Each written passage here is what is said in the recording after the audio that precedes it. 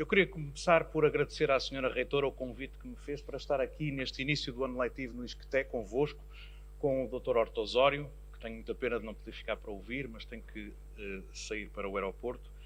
Queria dizer que estou aqui com muito gosto, neste início do ano letivo. Foi há 37 anos que entrei como aluno numa universidade e que, desde então, a minha vida esteve sempre ligada à universidade de uma maneira ou de outra. Estudei, aprendi, ensinei, investiguei, discuti e sistematicamente fui aprendendo ao longo da minha vida e sempre muito ligado a várias instituições universitárias. Na verdade, a universidade ficou ligada a mim de várias maneiras e das mais surpreendentes. Foi lá que conheci a minha mulher também e, portanto, como onde perceber, a ligação é mesmo muito íntima. Mas quando estava a preparar-me para falar aqui convosco, recordei-me do seguinte. Quando entrei na universidade, menos de 10% dos jovens da minha idade o fizeram neste país. Isso já era um salto muito significativo. No início dos anos 60, menos de 20 anos antes, quase menos de 2% dos jovens da idade dos 20 anos frequentavam o ensino superior. Hoje em dia, soubemos que vamos ter, provavelmente no final deste ano, quando tivermos os números completos do acesso ao ensino superior por todas as várias vias que ele é possível, que vamos ter mais de 77 mil alunos no ensino superior pela primeira vez. Aos 20 anos, que é a idade de referência internacional, mais de 50% dos jovens portugueses com 20 anos estarão a frequentar o ensino superior durante este ano letivo. E isto é uma mudança verdadeiramente estrutural, é uma mudança muito significativa. Eu diria mesmo que é capaz de ser a mudança mais significativa da sociedade portuguesa na história da nossa democracia. Há 40 anos atrás decidimos que íamos educar toda a gente. E fomos progressivamente alargando as balizas da educação em Portugal. Fomos aumentando a escolaridade obrigatória, hoje em dia está no 12º ano. Fomos criando também a rede de pré-escolar e o acesso ao pré-escolar. E hoje em dia, praticamente todos os alunos seguem o ensino até ao final do ensino secundário. Ainda o ano passado, reduzimos a taxa de abandono escolar precoce para menos de 11%, já muito alinhado com a média da União Europeia. Este é um progresso verdadeiramente extraordinário e muito significativo que nos tem de orgulhar a todos. Estou convencido, aliás, que a escolarização dos portugueses, juntamente com a aposta que há cerca de um quarto de século fizemos na melhoria do nosso sistema científico e tecnológico, explicam a situação atual da economia portuguesa. Estamos hoje a recolher os frutos destas apostas que são apostas estruturais e continuadas e que acabam por trazer algum resultado, às vezes à distância de uma geração. Hoje em dia, quando olhamos para a nossa economia no seu conjunto, vemos diferenças muito significativas daquilo que se passava ainda há 10 anos atrás. Estamos continuamente a aumentar as nossas exportações de bens e serviços. Estamos a aumentar o peso das exportações no produto interno bruto. Há 10 anos atrás, as exportações representavam 28% do produto interno bruto. O ano passado foram 45%. Mais do que isso, não é só o peso no produto, uma vez que o produto tem passado por variações significativas. O valor das nossas exportações cresceu nos últimos 4 anos quase 40%. Isto significa que não é apenas exportar mais, é que o crescimento das nossas exportações é muito superior ao crescimento das economias para onde exportamos. Isto significa que os clientes estrangeiros preferem cada vez mais comprar produtos portugueses em relação àquilo que é a oferta que têm disponível de muitas outras origens. E estamos a fazê-lo não porque estejamos a produzir mais barato, não porque estejamos a produzir em maior quantidade. Estamos a crescer sobretudo em valor.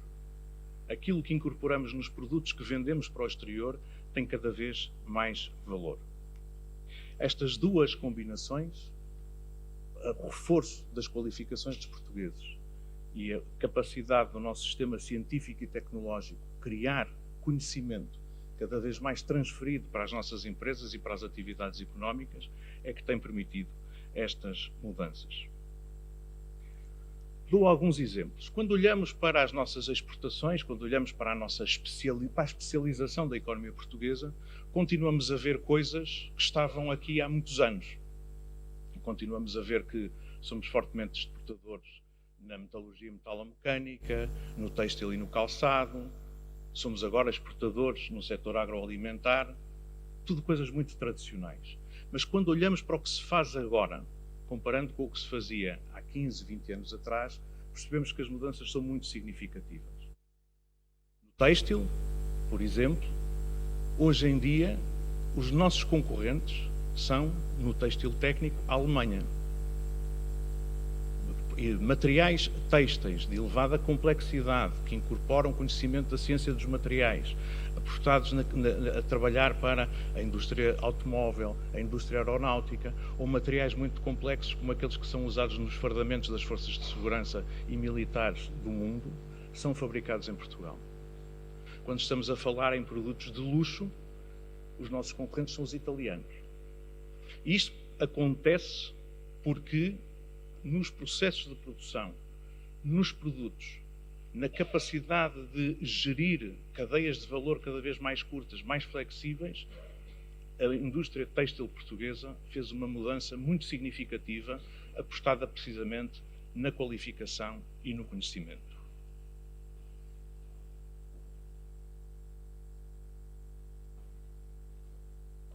Quando olhamos para o setor agrícola, a mudança é ainda mais significativa. Olhamos para o setor de vinho, por exemplo. O ano passado, Portugal exportou cerca de 800 milhões de euros em vinho. E quando perguntava o que é que explica a transformação da nossa produção vinícola, as pessoas dizem: houve muito investimento na qualificação das vinhas, na melhoria das adegas, mas a grande diferença são os enólogos. São aqueles que começaram há 20 anos, há 25 anos, a sair das escolas agrícolas, das novas universidades que se vocacionaram para a valorização dos produtos das regiões em que estão inseridos, que começaram a formar pessoas para estarem ao serviço daquelas produções e que transformaram completamente não apenas a paisagem do nosso país, mas também aquilo que nós somos capazes de produzir. E, portanto, o ano passado, 800 milhões de euros de exportações no vinho. É um processo lento, mas é um processo sólido e estrutural. É esse processo que explica não só o crescimento das nossas exportações, mas também a capacidade que temos tido de captar investimento direto estrangeiro. O nível de investimento direto estrangeiro no nosso país é o mais elevado de sempre. Praticamente todas as semanas falo com investidores estrangeiros que estão instalados no nosso país e procuram expandir as suas atividades, investidores estrangeiros que estão a escolher uma nova localização para uma unidade produtiva, industrial ou de serviços, nos mais diversos setores, desde desenvolvimento de aplicações e de software até unidades industriais, e percebo que na escolha da localização o fator essencial é o talento que encontram em Portugal, a qualidade dos nossos recursos humanos. Este processo, se quiserem, quando nos regozijamos com coisas como termos uma economia hoje mais aberta, uma economia menos endividada ao exterior, uma economia mais exportadora, uma economia mais robusta, se quiserem, é o produto destas escolhas coletivas, destas decisões em que perseveramos em coisas como a qualificação dos portugueses e o sistema científico e tecnológico nacional. E isto tem impacto depois a todos os níveis. Ainda ontem estive a ver um inquérito do Instituto Nacional de Estatística a práticas de gestão das empresas portuguesas e percebi algumas coisas. As empresas em que os gestores têm mais qualificações, medidas como habilitações académicas, por exemplo, são empresas que têm melhores práticas de gestão, são empresas mais rentáveis, são empresas que pagam melhores salários. A relação entre a qualificação não apenas dos trabalhadores, mas da própria gestão e aquilo que é a rentabilidade, a produtividade, a capacidade competitiva das empresas não precisa mais de demonstração. E no futuro, a aposta nas qualificações vai ser ainda mais decisiva. Nós estamos a passar, na economia global, por uma transformação muito radical.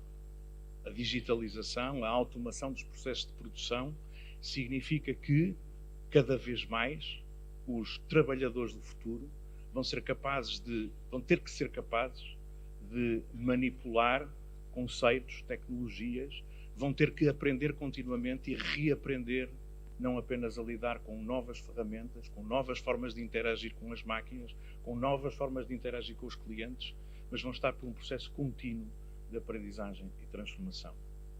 E isto precisa de formação de base diferente.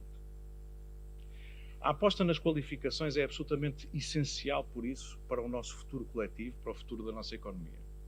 A todos os níveis. Na educação de base, na formação de adultos, na qualificação e na melhoria das competências em contínuo, na adaptação às novas necessidades da economia, das empresas, dos mercados. Mas se quiserem, o padrão pelo qual devemos medir a melhoria das nossas qualificações deve continuar a ser a frequência do ensino superior, a conclusão do ensino superior. Com coisas muito mais diversificadas do que aquelas que aconteciam quando eu estava no ensino superior. Há muitas vias hoje em dia de acesso ao ensino superior. Há muitas ofertas formativas distintas e adequadas às necessidades das empresas e às necessidades dos próprios formandos. Mas sermos cidadãos ativos, capazes de contribuir para a sociedade, capazes de desempenhar um papel relevante no mundo moderno, exige formação de nível cada vez mais elevado. E essa é a aposta do país. Eu acho que é possível hoje pensarmos, é quase, diria eu, indispensável pensarmos, que em pouco tempo teremos que ter 60% dos jovens de 20 anos a frequentar o ensino superior. Há menos jovens com 20 anos, porque a demografia assim o diz. Portanto, temos que fazer um esforço ainda maior. Isso vai exigir também muito do país. Vai exigir que continuemos a apostar na formação de base, vai exigir que nos confrontemos com novos desafios como o do alojamento dos estudantes, a solução que eu, como estudante deslocado, recorri do quarto arrendado é cada vez mais difícil de acesso e, portanto, isto implica outro tipo de apostas, mas é absolutamente necessário. E implica também a continuação da melhoria das práticas de gestão para que as empresas portuguesas possam ser capazes de reter o talento que Portugal é capaz de formar. Hoje em dia, os jovens portugueses têm múltiplas escolhas de vida, designadamente no grande espaço europeu em que felizmente nos inserimos. Mas se queremos continuar a ser aquilo a que devemos almejar, uma sociedade e uma economia assentes no conhecimento, nas qualificações, uma sociedade inclusiva para todos, nós temos que ser capazes, aqui em Portugal, de reter os recursos humanos de qualidade que estamos a formar. E este também é um desafio para a próxima década. Este não é um país de doutores a mais. O capital humano é a nossa grande riqueza. Quando a riqueza das nações se fazia com a fertilidade dos solos agrícolas, nós ficamos para trás, porque aquilo que recebemos como território é um território pobre, com muita rocha e pouca fertilidade. Quando a riqueza das nações assentava nos recursos minerais, o carvão, o ferro, o petróleo, nós ficámos para trás porque, de facto, não tínhamos esses recursos. Ao longo dos séculos, ao longo destes 900 anos que levamos de independência, em que criámos esta nossa forte identidade nacional, fomos tendo dificuldades em alimentar a nossa população. Exportámos pessoas ou importámos capital. Mas hoje em dia, a riqueza das nações é mesmo conhecimento. E um povo que ao longo de 900 anos aprendeu a viver perante as maiores adversidades, desenvolveu qualidades de criatividade, de flexibilidade, de adaptação a um mundo global, hoje, com a formação moderna que o país é capaz de dar aos nossos concidadãos, estamos na linha da frente para, nesta revolução industrial, nesta revolução económica, podermos estar também ao nível dos melhores. Muito obrigado.